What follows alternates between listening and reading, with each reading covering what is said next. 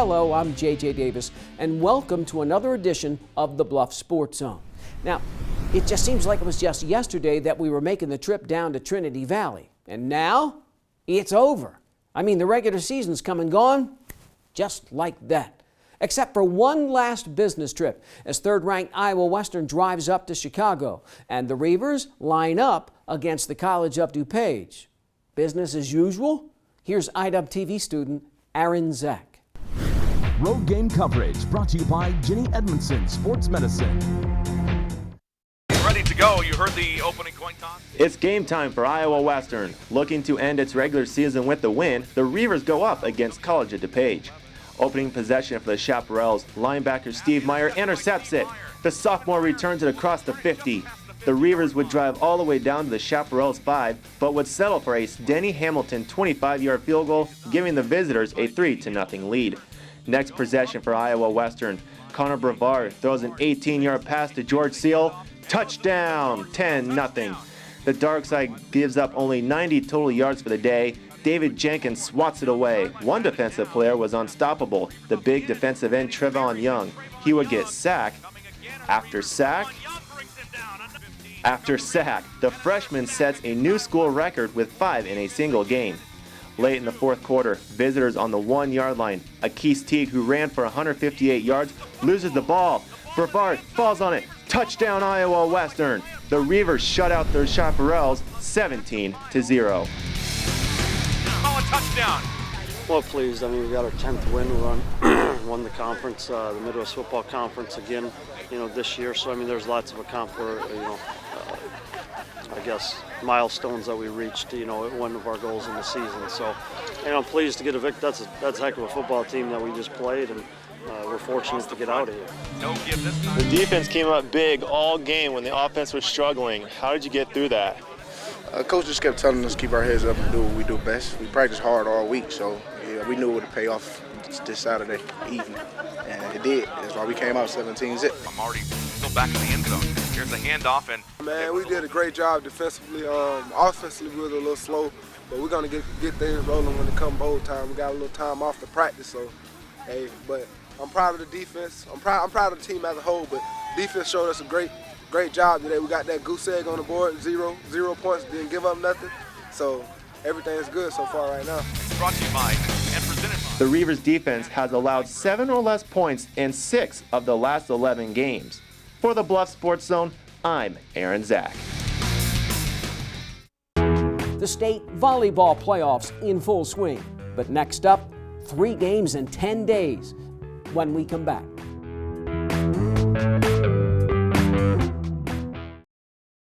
At Council Bluffs Savings Bank, we take pride in our community, volunteering our time to helping individuals, families, and businesses succeed. We are Council Bluffs people operating a Council Bluffs bank to help Council Bluffs be a better place to work and live. Hometown banking, the way it used to be. This portion of the Bluffs Sports Zone brought to you by Cutler O'Neill Meyer Woodring family-owned funeral home, serving Council Bluffs in southwest Iowa for over 100 years. The second season's underway. The Titans walk up to the Tigers, shake hands, and come out swinging. Running. Yeah, that's right. They were running. Only who? Which team? As Spencer hits the trail at 7-2, and Lewis Central 4-5. But throw the records out. It's playoff time.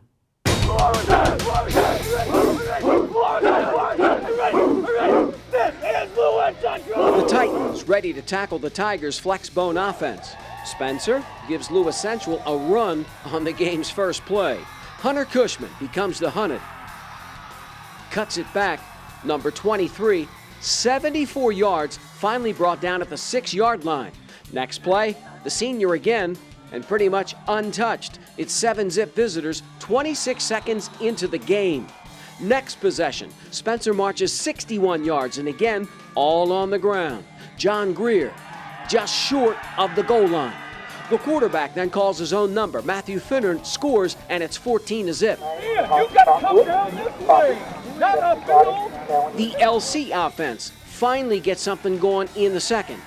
Austin Simmons once, Austin Simmons twice. The junior leads the team in rushing, 91 yards on 18 carries. Second and goal from the 10. Simmons to 6'5" Kyle Larson. Touchdown. Now the extra point, no good. 14-6 under 10 minutes to go in the half. The Tigers respond, 3rd and 10 from their own 40. First pass, first down. A couple of plays later, Hunter Cushman again. 30 yards and again, untouched. And it's all Spencer, 21-6 at the break. Titans fans out in full force, and so are the Blankets. Second half, more of the same. The visitors, 3 backs over 100 yards, and Matthew Finnern here leads the way with 170. The senior QB, 53 yards for the score, 28-6, 9 minutes to go in the third quarter. Lewis Central's offense, just 253 total yards. 4th and 10 from the Tigers' 40. Incomplete. Next possession, 4th and 7 from the Spencer 34. Again incomplete. Now Simmons just 12 of 29, 90 yards. Jim Duggan's team trails 35-6 under 9 minutes left. The Titans don't quit. A fumble return for a TD. 2 successful onside kicks. It's 35-19. Austin Simmons' 3rd touchdown pass. This one to Mitchell Brinkman makes it 35-25, 3 minutes to go. Ensuing onside kick. Loose ball. Not this time. The Tigers hold on to tame the Titans 35-25. We talked about their legacy, the seniors' legacy 2 weeks ago, and what it was going to be. And I think tonight that they stamped their legacy in forever, and they're not quitters. They played that game and they didn't quit, and they had a chance there at the end. Good job. They can play hard. It was a heartbreaker. I mean, they came out and they punched us in the mouth early, and they got up on us, but we never quit, and we came back in the fourth quarter, tried to bring it back as much as we could. A lot of great guys pulling together, and never quitting. How will you remember your senior year? That our senior class, we're a bunch of guys and we never give up on anything. Very hard-headed, and when we want something, we go and get it. The medals that you are receiving are in recognition of a great season. I don't know, it's the biggest thing for me is just, knowing that that's the seniors' last game, It just makes me so sad to see all of them go and see them heartbroken. It's the biggest thing for me. Good job, fellas. Go see your fans. Hey, we will congregate the athletic building when you're done. And so the Titans are done. The LC roller coaster ride ends at 4-6, but Lewis Central does not go down without a fight.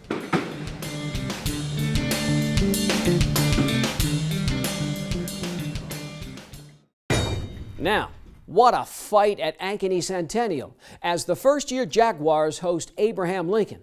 And it's no secret, the Lynx making their 6th straight trip to the playoffs and still with nothing to show for it. Not even one win. Still nothing to show for it.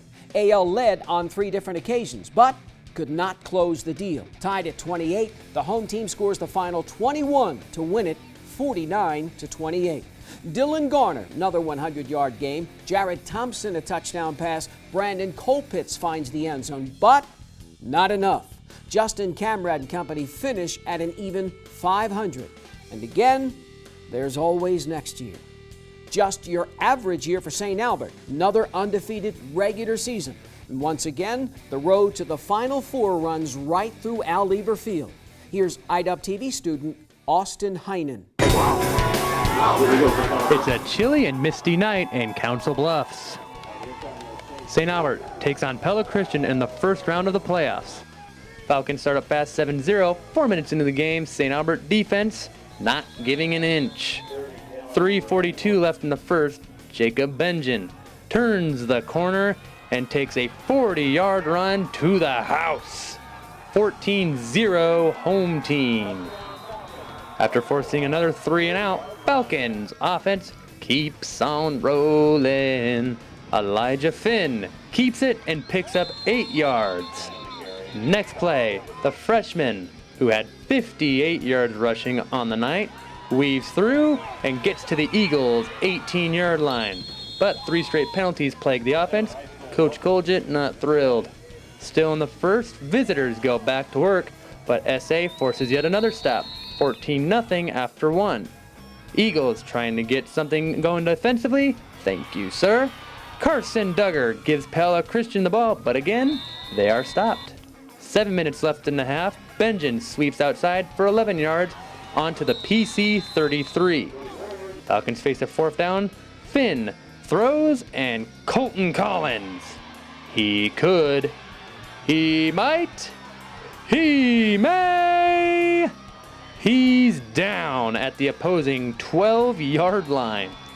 Eagles knocking on the door. Collins passes, and Tyler Larchick returns the favor with a diving pick in the end zone. 3:34 to go in the second quarter. Finn keeps it and moves the chains. St. Albert gets 273 yards on the ground. 2 plays later, Benjamin turn on the Jets and smoke that defense. 60-yarder for a score. PAT gets blocked. 20-0 St. Albert at the half. Second half, Falcons waste no time picking up where they left off. Ryan Hansen, goodbye. 94-yard kickoff return to the house. 28-0, boys in green. The mean green defense keeps on keeping on. Eagles only get 94 yards total offense. Under 7 minutes left in the third, Benjamin, who ran for 205 yards on 17 carries, runs for his 4th touchdown of the game. Eagles do score in the 4th quarter, but St. Albert cruises by Pella Christian 35-7. Well, we knew we had it's a playoff game, so it's do or die. So you got to go and get a push in the line, and just do your best. Well, it's a Pella Christian team that lost to the number 1 seed and the number 2 seeds both by 1, identical 14-13 scores. So we were focused this week. We had some guys step up. We had to put an offensive tackle at wide receiver. We had to put guys in different positions because of the injury bug. And I thought that the coaches did a great job of getting everybody coached up and everybody played hard. This is just the beginning as the Falcons seek another trip to the Dome. It's going to be super hard. We got to, I don't know who we play yet. I haven't heard who won or anything, but either way, it's going to be tough. The guys that are playing hard. And, hopefully we can get a little bit more healthy as we move along, keep getting some W's, and you never know, maybe have a chance towards the end. Falcons are now 10-0. For the Bluff Sports Zone, I'm Austin Heinen. Thanks, Austin. So St. Albert, as expected, rolls in the first round. The Falcons now just 2 away from going back to the Dome. And next up, Ogden. And the Bulldogs head up the hill at a very impressive 9-1. This one, a tug-of-war. Both teams struggling to get anything going on offense. Ogden's second possession facing a 4th and 1, St. Albert 29. Quarterback Caleb Fry gets the first down. Then 4th and 9 at the Falcons 23. Fry a rope to Jake West. 1st and goal at the 9. The St. Albert defense steps it up. 3 plays, just 4 yards. The visitors settle for a field goal. Now the Falcons couldn't hold on to the ball. Jacob Avey pops loose. The Bulldogs recover.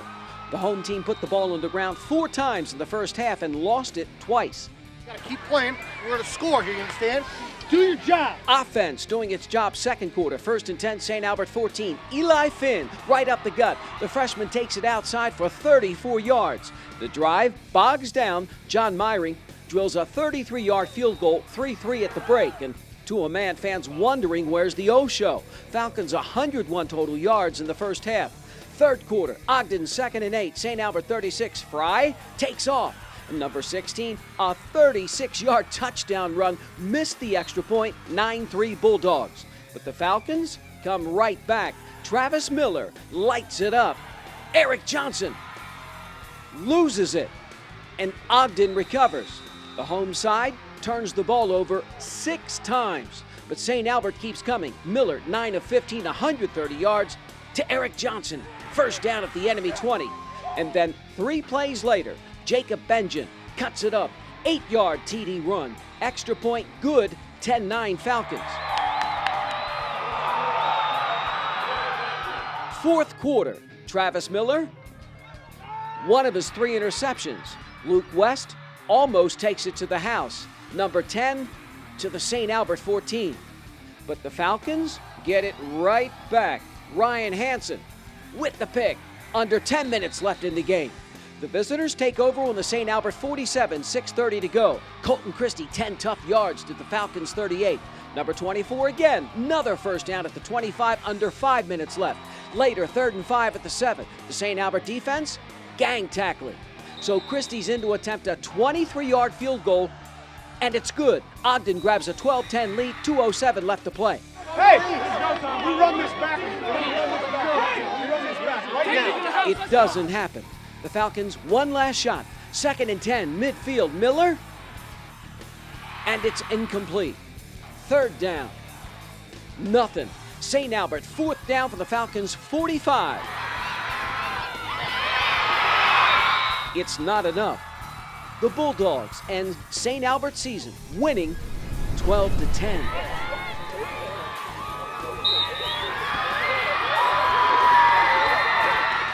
We met a very good ball club tonight, and they played really well, and we just couldn't quite get it done. They exposed some things tonight, a little bit of youth, a little bit of inexperience. We'd cobbled together things for a long, long time, and we just couldn't quite get over one more hump tonight, and they played very, very well. Dan Meter. What are you feeling right now? Everything, just all the emotion, just losing, all the memories on this field, just everything. I mean, I wish I could play 3 more games, but it happens. Kevin Colton. We just, it's devastating right now, but it's gonna get a little brighter every day it goes on. It's gonna get better. Right now it sucks, but gave it out there for the seniors. Well, you know, we're a winning program, you know. I don't remember the last time we've lost in the 2nd round, so this is hard to feel. I mean, our guys can't believe it really, but, you know, this is football. It's on everything. You got the rest of your life to live. We played hard tonight, just wasn't our night. We ran a string we probably didn't deserve to run. I don't know if any other team in the state gets as far as we did with what we had to deal with, and I told the seniors that after the game. You know, this is a life lesson they're going to take with them, that you can overcome a lot of things, and to put together the season they had, and, you know, I mean, it started falling apart on us in about week 1, and they just kept trying and striving and getting better every week. Our coaches coached better and better every week, and put us in a position to win a ball game tonight, and we just didn't quite get over the hump. The faces tell the story. St. Albert knocked out of the playoffs this early for the first time since 1998. The Falcons finished 10-1, but one has to wonder, if not for all the injuries, what might have been.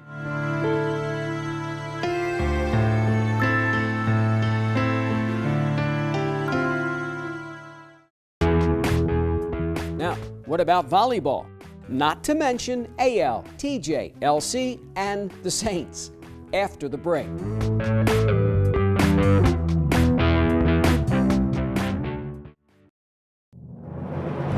For more than a quarter century, thousands of athletes have relied on this team, Jenny Ed Sports Med.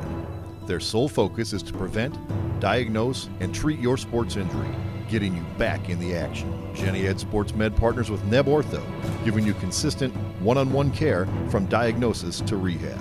And since every injury an athlete is different, they've even developed a sports injury clinic specifically designed for athletes.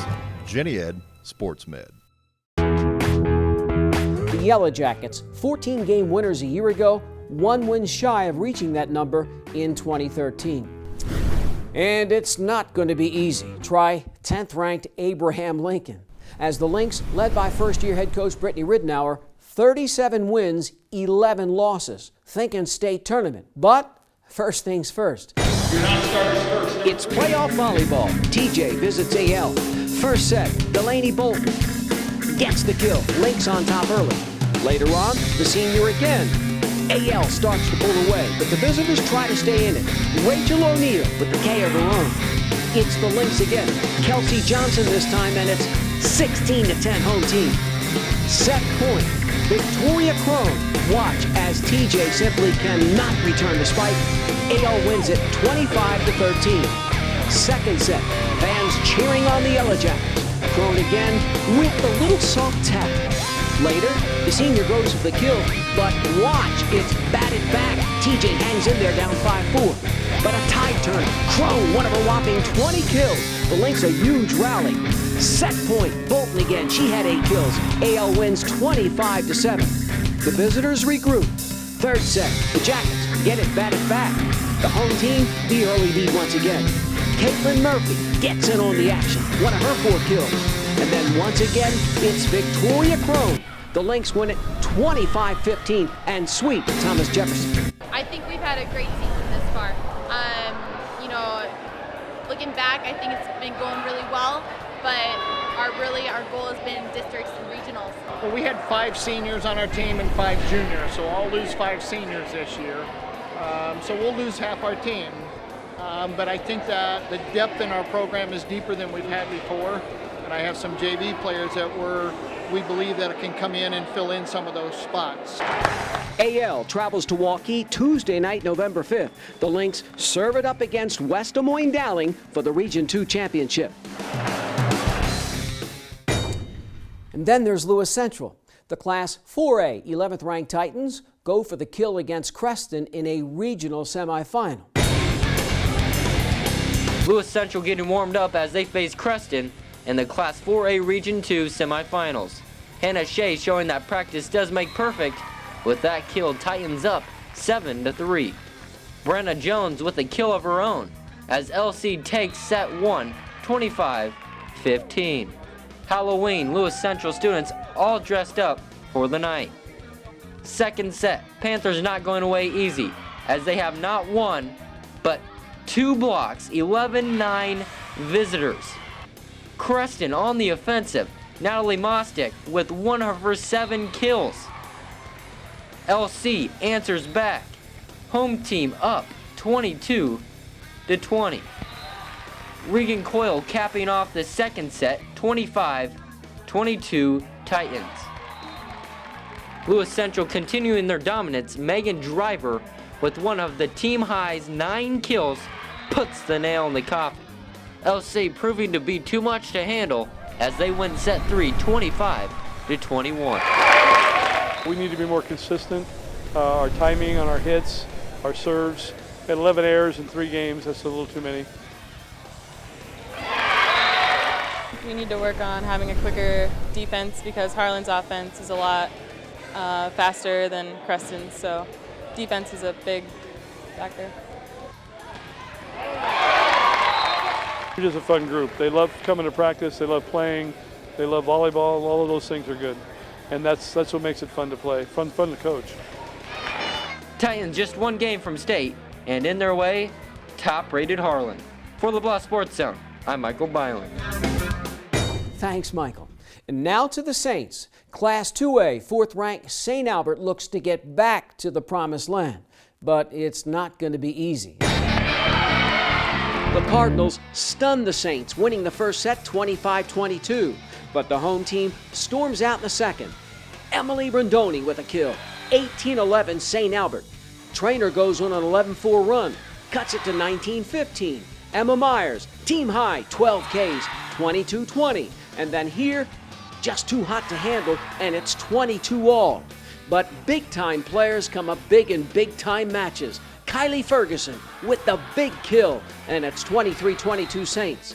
Then at 24-23, the senior again.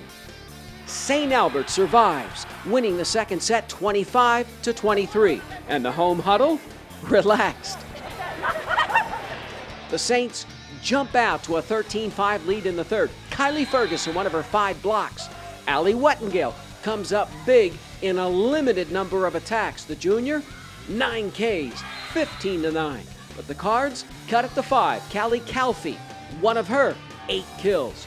But Maddie Munger is everywhere. Look at this, one of her 42 assists. Rindoni rings up another, 19-11. As Kylie Ferguson and St. Albert just serve up a 25-14 win. Halloween on the hill. Same story in the 4th set. Kylie Ferguson just hammers home a match-high 23 kills. Home side grabs a 14-6 lead, moving to match point. The Saints win the set and the match 25-15. Good composure by my girls tonight, probably better composure than what we had on Tuesday night. We knew it was going to be a good match coming in. Trainers always ready to go, no matter what time of the year that we play them. and we knew it was going to be a good fight, and it was. And we're very, very happy to be coming out on the positive side of it. They win the first set. What do you tell the girls in the brick? You know, it was our errors. You know, they played a good game. They forced our errors upon us, but I just said, look, guys, we know how to play volleyball. We need to take this point by point. This is our game. No one beats us in our house. And we knew from then on, we were just like, calm down, deep breath, point by point, play like we practice, and we just got some poise, and we were a lot better. I felt like you guys took it up a notch. We did. We played really hard, and we did the little things, and we pushed really hard. I don't need to say anything. You guys have set it all right there. The last thing I will say is, how bad do you want this game? In the end, what do you think it was, Angie? Determination, plain and simple. We wanted it. We wanted it really bad. And we were willing to do everything we could to make sure we walked out of here with the win tonight. St. Albert opens another door on its way to a third straight state tournament appearance. The Saints and their fans travel to Woodbine Wednesday night, November 6th. The golden ticket will be on the line against 10th-ranked Maple Valley Anthon Odo.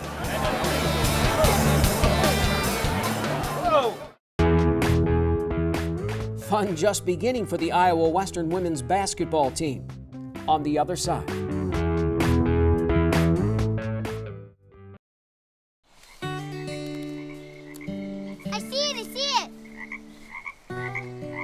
There are some moments only the forest can inspire.